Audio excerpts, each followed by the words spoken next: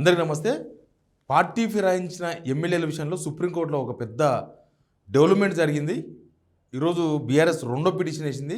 అంటే ముగ్గురు ఎమ్మెల్యేల మీద ఫస్ట్ పిటిషన్ హైకోర్టు ఇచ్చిన తీర్పు పైన, మిగతా 7 మంది ఎమ్మెల్యేల పైన రెండో పిటిషన్ కేటీఆర్ తర్వాత పాడి కౌశిక్ రెడ్డి వీళ్ళంతా పిటిషన్ వేసిండ్రు. దానిపైన సుప్రీంకోర్టు ఒక పెద్ద నిర్ణయం తీసుకున్నది.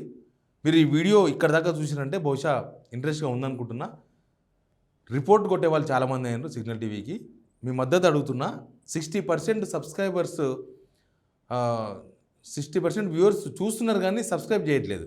దయచేసి సబ్స్క్రైబ్ చేయండి, చేసి ఈ వీడియోని కంటిన్యూ చూడండి. ఏమైందంటే ముగ్గురు ఎమ్మెల్యేలు ఒకటి, దానం నాగేందర్, కడియం శ్రీహరి, తెల్ల వెంకట్రావు ఒకటి. హైకోర్టులో ఈ ముగ్గురు పైనే చర్యలు తీసుకోండి, మీరు టైం బాండ్ పెట్టుకోండి అంటే స్పీకర్కి చెప్పిండ్రు, స్పీకర్ ఆఫీస్కు. స్పీకర్ ఆఫీస్ ఇప్పటిదాకా ఏం చేయలేదు. మనకు మొన్న సుప్రీంకోర్టులో ఏం జరిగిందో చూసిండ్రు. స్పీకర్ను అడిగినారు ఎంత టైం బాండ్ కావాలో చెప్పండి అని అన్నారు.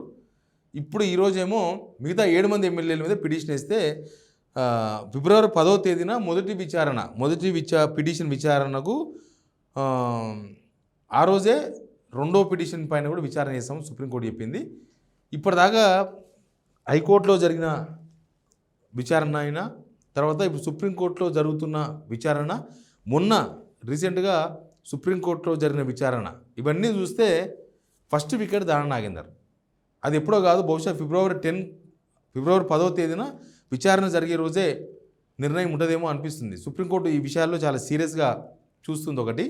ప్లస్ దానం నాగేందర్ ఏంటంటే రెడ్ హ్యాండెడ్. మిగతా వాళ్ళతో దానం నాగేందర్ని పోల్చలేము. దానం నాగేందర్ విషయం వేరు. వాళ్ళంతా పార్టీ మారినరు. కొందరు అవేంటి దేవుని కండవాలన్నారు, కొందరు వ్యతిరేకంగా ప్రచారం కూడా చేసిండ్రు. ఇప్పుడు కడియం శ్రీహరి వాళ్ళ బిడ్డ కాంగ్రెస్ ఎంపీగా అభ్యర్థిగా ఉన్నప్పుడు ప్రచారం కూడా చేసిన, ప్రెస్ మీట్లు పెట్టిండ్రు. అవే ప్రూఫ్, ఇంక వేరే ప్రూఫ్లు ఏమి ఉండవు. కానీ దానం నాగేందర్కు బలమైన ప్రూఫ్ ఏంటంటే అఫిడవిట్. ఆయన ఎంపీగా బీఫామ్ ఇచ్చింది ఎలక్షన్ కమిషన్ దగ్గర. ఆయన కాంగ్రెస్ అభ్యర్థిగా ఆయన అఫిడవిట్ ఇచ్చిండు ఎలక్షన్ కమిషన్కి. కాంగ్రెస్ అభ్యర్థిగా పోటీ చేస్తున్నా కాంగ్రెస్ బీఫామ్ ఇచ్చిండు. తర్వాత ఆస్తులు అవన్నీ మళ్ళీ సేమ్ ఎప్పుడే పోటీ చేసినా అవన్నీ ఉంటాయి. కాబట్టి దానం నాగేందర్ రెడ్ హ్యాండెడ్గా ఉన్నాడు, మిగతా వాళ్ళంతా ఇండైరెక్ట్గా ఉన్నారు. పార్టీ మారిన దాని మీద కొంత విచారణ జరగాల్సిన అవసరం ఉంది. కానీ ఇక్కడ ఏం సాక్ష్యాలు అవసరం లేదు. దానం నాగేందర్కి ఎవరు చెప్పాల్సిన సాక్ష్యాలు చెప్పాల్సిన అవసరం లేదు. నాకు తెలిసి బీఆర్ఎస్ కూడా సాక్ష్యాలు సమర్పించాల్సిన అవసరం లేదు. డైరెక్ట్గా ఎలక్షన్ కమిషన్ దగ్గరనే ఉన్నాయి. మొత్తం ఎలక్షన్ కమిషనే సుప్రీంకోర్టుకు ఇస్తుంది. సుప్రీంకోర్టే ఎలక్షన్ కమిషన్ పబ్లిక్ డొమైన్కి వెళ్ళి కూడా తీసుకోవచ్చు. ఫిబ్రవరి 10వ తేదీన విచారణ ఉంది. ఆ రోజు బహుశా దానం నాగేందర్ పైన ఒక ఫైనల్ తీర్పు వచ్చే అవకాశం ఉందన్న చర్చ ఒకటి నడుస్తుంది. ఈ కేసు చూస్తున్న అడ్వకేట్స్ కూడా చెప్తూ ఉన్నారు. ఫిబ్రవరి 10వ తేదీన దానం నాగేందర్ వేటుపడే అవకాశం ఉంది. బహుశా ఖైరతాబాద్కే అందరికన్నా ముందు ఉప ఎన్నిక రాబోతుంది. దానికి ఇక సిద్ధంగా ఉండాల్సిందే అన్నట్టుగా మాట్లాడారు. ఎందుకంటే హైకోర్టులో జరిగిన వాదనలు ఇదంతా ఒక ఎత్తు, కానీ హైకోర్టులో జరిగిన వాదనలు, వీళ్ళు వినిపించిన వాదనలు, వాళ్ళు వినిపించిన వాదనలు, ఇవే సుప్రీంకోర్టులో వేసిన పిటిషన్ పైన అక్కడ జరుగుతున్న విచారణకు ఒక బేస్. మళ్ళీ అదే దానిపైన విచారణ చేయదు సుప్రీంకోర్టు.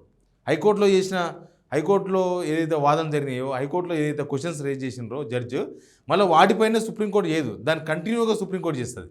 దాన్ని కంటిన్యూస్గా ఆల్రెడీ దాని కంటిన్యూషన్ ఏంది, ఒక టైం బాండ్ పెట్టుకొని ఆ టైం బాండ్లో మీరు చర్యలు తీసుకోవాలి, నోటీసులు ఇవ్వాలి. ఇవన్నీ హైకోర్టులో అయిపోయినాయి కాబట్టి సుప్రీంకోర్టులో అవన్నీ ఏమి ఉండదు. ఇంకా Danam Nagender first wicket. Danam Nagender next election, by election Khairatabad జనం రెడీగా ఉండాలి. నాకు తెలిసి అడ్వకేట్స్ చెప్తున్న లెక్క ప్రకారం ఖైరతాబాద్ జనమంతా బై ఎలక్షన్ కోసం రెడీగా ఉండాలి. ఆయన మళ్ళీ ఆయనకి టికెట్ ఇస్తారా ఇవ్వరా, ఆయన అల్లుడు పోటీ చేస్తాడా, ఆయన బిడ్డ పోటీ చేస్తుందా, లేకపోతే ఇంకా ఖైరతాబాద్లో కాంగ్రెస్ ఎవరికి టికెట్ ఇస్తారో తెలియదు. కానీ అక్కడ బై ఎలక్షన్ వస్తే అక్కడ ఉప ఎన్నికకు మాత్రం సిద్ధంగా ఉండాలి. ఇప్పటిదాకా తెలంగాణలో ఏ ఉప ఎన్నిక రాలే. తెలంగాణలో ఇప్పటిదాకా లోక్సభ ఎలక్షన్ తర్వాత, అంతకుముందు అసెంబ్లీ ఎలక్షన్, తర్వాత లోక్సభ ఎలక్షన్, తర్వాత ఏ ఎలక్షన్ రాలే. ఎక్కడ ఒక కార్పొరేటర్ ఎలక్షన్ జరగలే, ఎక్కడ మున్సిపల్ ఎలక్షన్ జరగలే, సర్పంచ్ ఎలక్షన్స్ లేవు, ఏమీ లేవు. ఆ ఎలక్షన్ జరుగుతుందేమో, లేకపోతే అంతకుముందు సర్పంచ్ ఎలక్షన్స్ అవన్నీ అయితేమో తెలియదు. వాళ్ళు ఇప్పటిదాకా క్లారిటీ లేదు. కాబట్టి ఎనీవే సుప్రీంకోర్టు మిగతా 7 మంది కూడా నోటీసులు ఇచ్చింది, ఎమ్మెల్యేలకు నోటీసులు ఇచ్చింది. హైకోర్టులోనేమో అసలు ఈ ఇండివిజువల్గా ఎవరికి నోటీసులు ఇవ్వాలి. Just speaker office, high court speaker office అంటే గవర్నమెంట్. అందుకే అడ్వకేట్ జనరల్ వాదన చెప్తారు స్పీకర్ తరఫున. హైకోర్టులో జరిగింది ఈ 2 గ్రూపుల మధ్యన. కేసు వేసిన వాళ్ళకు ప్లస్ స్పీకర్ ఆఫీస్. సుప్రీంకోర్టులో జరుగుతుందేమో డైరెక్ట్గా ఇండివిజువల్. ఇప్పుడు వాళ్ళందరికీ నోటీసులు ఇచ్చింది, ఇప్పుడు వీళ్ళందరికీ నోటీసులు వచ్చినాయంటే వీళ్ళు కూడా వివరణ ఇవ్వాలి కదా. పార్టీ మారలేదని ఇస్తారా? వీళ్ళు వేసిన పిటిషన్ తప్పని చెప్తారా? ఏం చెప్తారు వాళ్ళు? ఏం చెప్పాలి? లేకపోతే స్పీకర్తో సంబంధం లేదు, సుప్రీంకోర్టు ఇచ్చింది వీళ్ళకు. లేకపోతే మేము రాజీనామా అయ్యేందుకు సిద్ధమని చెప్తారా?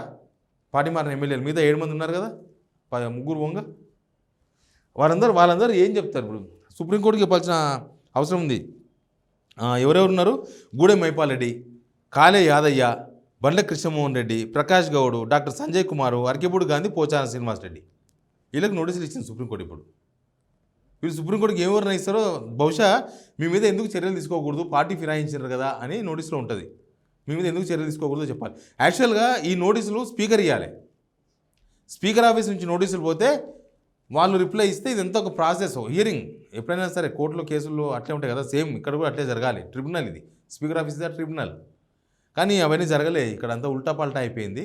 స్పీకర్ నోటీసులు ఇచ్చిండు, సుప్రీంకోర్టు నోటీస్ ఇచ్చింది. ఇప్పుడు నోటీసులు సుప్రీంకోర్టుకి ఇవ్వాలి. ఇక వీళ్ళు ఇచ్చిన ఆన్సర్ మీద వాళ్ళ మీద విషయాలు ఉంటాయి. సుప్రీంకోర్టు పిటిషన్ స్వీకరించిందో లేదో కేటీఆర్ ఆల్రెడీ ట్వీట్ స్టార్ట్ చేసిండు. ఒకసారి ఆ ట్వీట్ కూడా మీరు చూడండి. It is impossible for Congress party to shield the defectors any more as the law laid down by the constitution and prior judgements of supreme court are explicitly clear. Let us be prepared for fight by elections soon by my fellow BRS party soldiers. కార్యకర్తలకు పిలిపించేసింది కేటీఆర్. ఇక by election వస్తుంది, మీరు రెడీగా ఉండండి. గతంలో supreme court ఇట్లాంటి కేసుల్లో ఇచ్చిన ఆర్డర్స్ అన్నీ చూస్తే ఖచ్చితంగా బై ఎలక్షన్ రాబోతున్నాయి 10 పార్టీ మారిన 10 మంది ఎమ్మెల్యేలకు. కాబట్టి మీరు రెడీగా ఉండండి అని చెప్పేసి ఆల్రెడీ కాల్ చేసి పడేసిండు కేటీఆర్. కానీ ఏది ఏమైనా ఈ 10 ఒకసారి వచ్చేదాన్ని కనిపిస్తలేదు ఎలక్షను.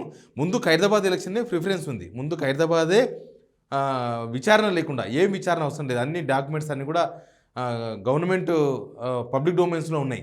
కాబట్టి ఫిబ్రవరి 10వ తేదీన దానం నాగేందర్ పైన వేటు పడబోతుంది అని కేసు పరిశీలిస్తున్న వాళ్ళు, ఆ కేసును వాదిస్తున్న వాళ్ళంతా చెప్తూ ఉన్నారు.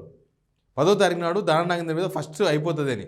ఒకవేళ దానం నాగేందర్ మీద పడదు అనుకోండి వేటు, 6 months లోపు ఎలక్షన్ రావాలి, బై ఎలక్షన్ రావాలి. ఇప్పటిదాకా ఏ ఎలక్షన్ జరగలేదు, మనకు దగ్గర బై ఎలక్షన్ జరగలేదు.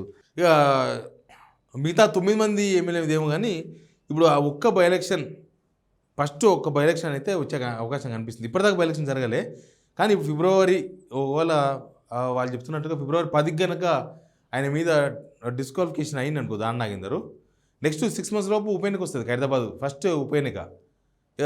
మార్చ్, ఏప్రిల్, మే, జూన్, జూలై, ఆగస్ట్ లోపు వచ్చేస్తుంది. జూలై, ఆగస్ట్ లోపల ఖైరదాబాద్ ఉప ఎన్నిక కూడా వచ్చే అవకాశం కనిపిస్తుంది. ఫస్ట్ ఒక ఉప ఎన్నిక అయితే వస్తుంది. అన్నీ ఒకసారి వచ్చే పరిస్థితులు అన్నీ ఒకలాగా లేవు కాబట్టి బహుశా కేటీఆర్ కూడా అందుకే దాన్ని దృష్టిలో పెట్టుకుని ట్వీట్ చేసినట్టు కనిపిస్తుంది. కాకపోతే హైదరాబాద్ కొంత అప్పుడేమో బీఆర్ఎస్కి పెచ్చి ఉండే, మరి ఇప్పుడు ఎట్టుంటుందో తెలియదు. కాంగ్రెస్ గవర్నమెంట్ ఉంది, గవర్నమెంట్ వచ్చింది, బీజేపీ ఉంటుంది మళ్ళీ సిటీలో, ఏమైతే తెలియదు. కానీ ముందైతే మనం అంత దూరం వద్దు. ముందు ఫిబ్రవరి 10 అనేది చాలా ఇంపార్టెంట్ డేటు. ఆ రోజు ఒక ఎమ్మెల్యే డిస్క్వాలిఫికేషన్, అది కూడా ఖైరదాబాద్ ఎమ్మెల్యే దానం నాగేందర్ డిస్క్వాలిఫై అయ్యే అవకాశం ఉందన్నట్టుగా వాతావరణం అయితే కనిపిస్తుంది. చూద్దాం ఏం జరుగుతుందో. ఎనీవే, ఖైరదాబాద్ జనాలకు మాత్రం all the best, Danam Nagender కూడా ఆల్ ద బెస్ట్. ఎందుకంటే ఫస్ట్ వికెట్ మీదేనాయన, మీరే ఫస్ట్ పార్టీలో మారారు, ఫస్ట్ మీరే కాంగ్రెస్ కండవ కప్పుకున్నారు, మీరే లోక్సభ ఎలక్షన్స్లో అభ్యర్థిగా పోటీ చేసిండ్రు. కాబట్టి ఫస్ట్ రేపు ఫిబ్రవరి 10న బహుశా దానం నాగేందర్ పైన వేటుపడే అవకాశాలు క్లియర్గా ఉన్నట్టుగా అడ్వకేట్స్ చెప్తూ ఉన్నారు. చూద్దాం ఏం జరుగుతుందో. Please subscribe signal TV.